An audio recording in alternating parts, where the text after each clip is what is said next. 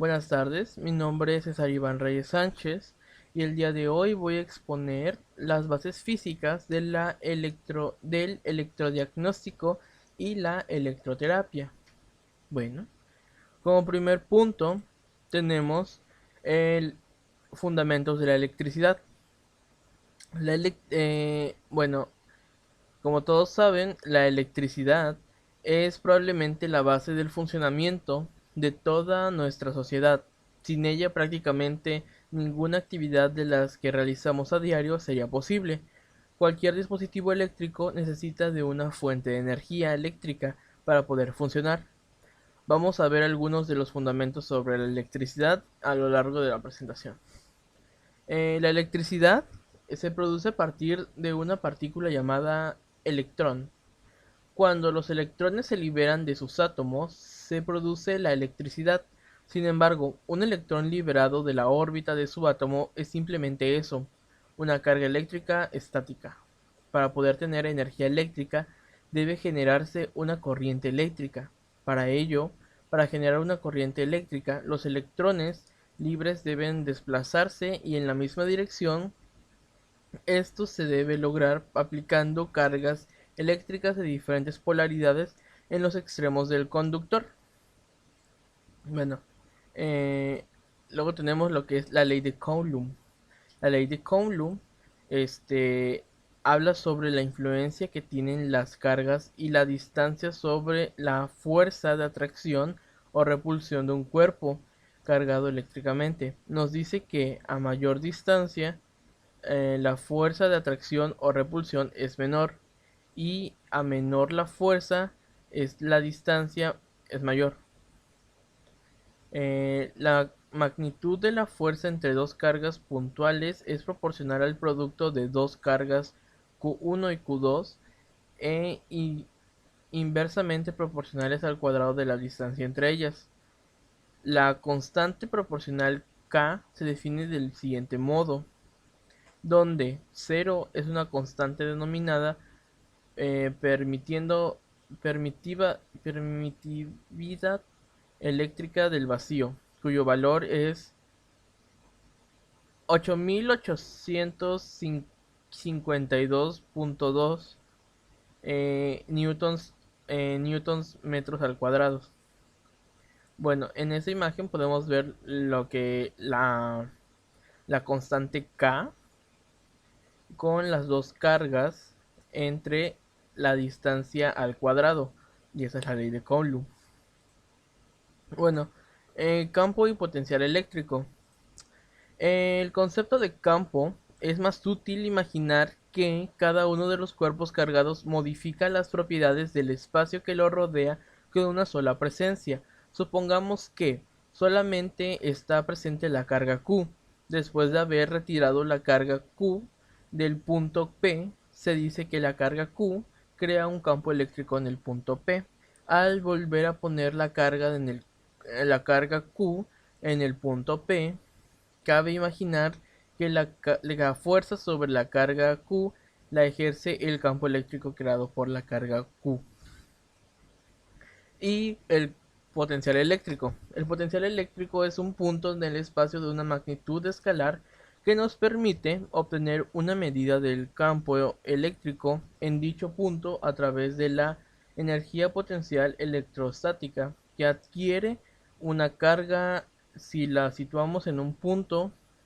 Este potencial eléctrico es un punto en el espacio de una carga eléctrico, es la energía potencial eléctrica que requiere una unidad de carga positiva situada en dicho punto. Bueno, y tenemos capacidad. En el electromagnetismo y electrónica, la capacidad eléctrica es la propiedad que tiene los cuerpos para mantener una carga eléctrica. La capacidad es también una medida en la cantidad de energía eléctrica almacenada para una diferencia de potencial eléctrico dada. El dispositivo más común que almacena energía en esta forma es el condensador.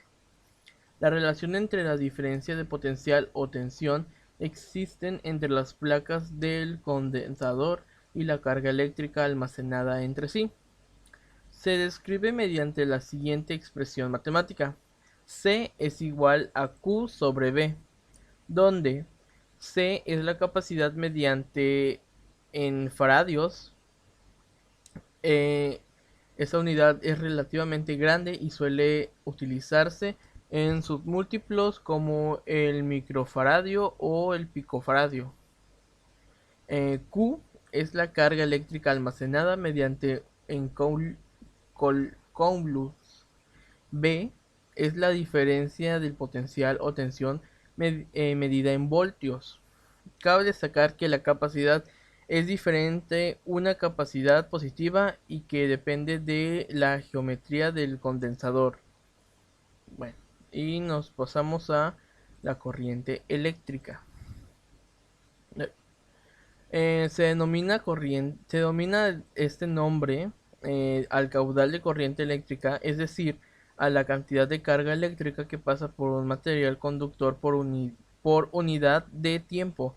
El caudal de corriente eléctrica puede compararse con la cantidad de agua de un río, capaz de movilizar cargas y llevar a cabo una cantidad de trabajo. Bueno, hay diferentes tipos de corrientes eléctricas. Como se puede ver aquí en la imagen, tenemos corriente continua y corriente alterna. La corriente continua, también llamada corriente directa, consiste en un flujo de cargas eléctricas que no cambian su sentido en el tiempo, es decir, que se producen en base a una diferencia de potencial eléctrico, cuyos terminales de mayor y menor potencial no son intercambiables. Dicho de otro modo, su sentido de circunstancia es siempre el mismo. En cambio, la corriente alterna, a diferencia de la continua, se trata de una corriente eléctrica cuyo sentido y dirección varía cíclicamente. Esta corriente se describe matemáticamente por ondas senodiales y en términos energéticos es mucho más eficiente que la corriente continua, razón por la cual recibe los hogares y las empresas. Eh, hay otras dos, Hay otros dos tipos de corriente que no se conocen mucho, que la corriente trifásica, que es la forma de la electricidad más comúnmente generada y consiste en tres corrientes alternas de idéntica frecuencia y amplitud, dadas en un orden determinado y llamadas fases.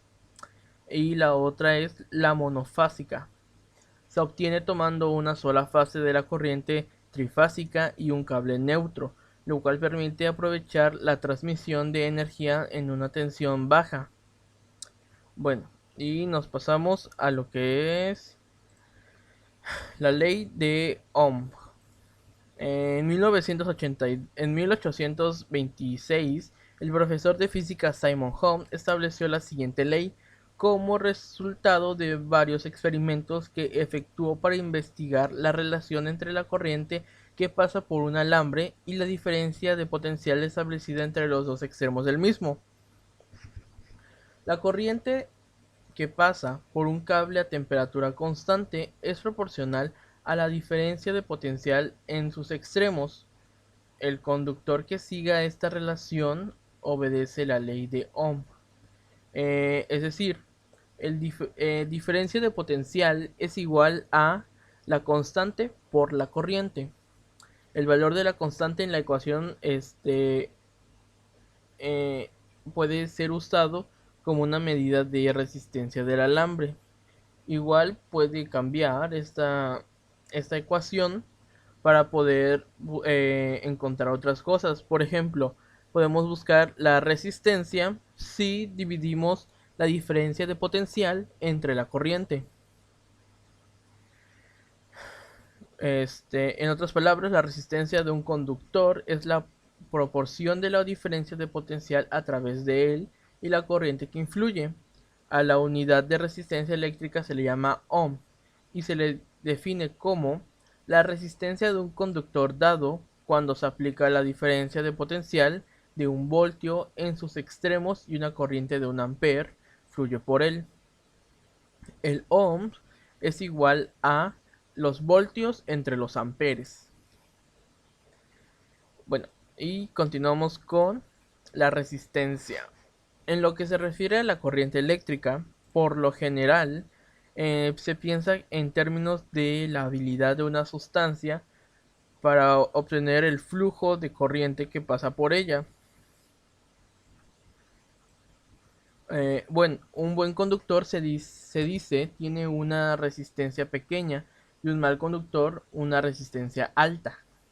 Se verá más adelante que la resistencia de un material depende de sus dimensiones y de la sustancia con la cual está hecho.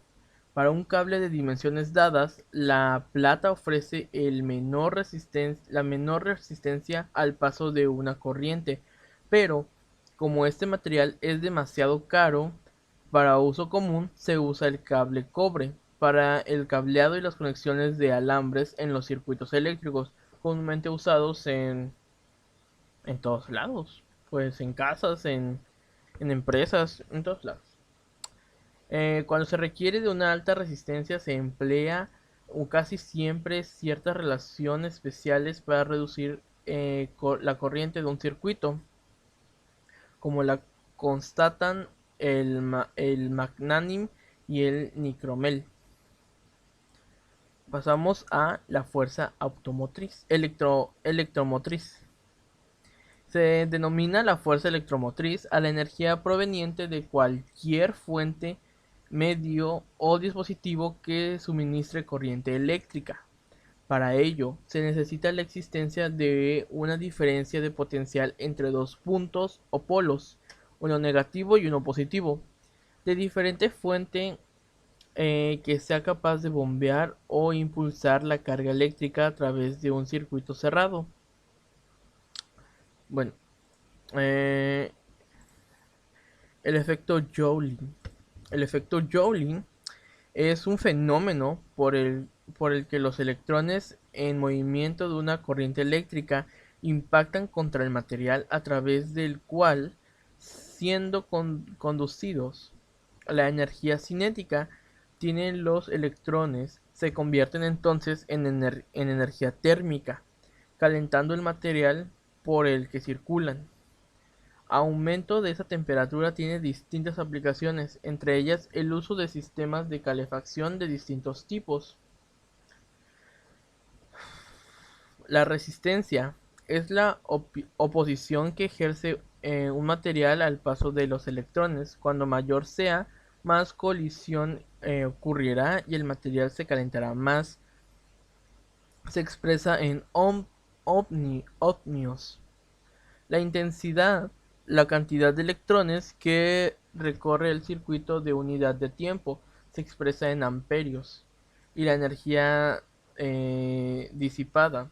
La energía se disipa en un conductor al circular con la energía eléctrica. Se expresa en joules o julios. El tiempo durante el cual fluye la corriente.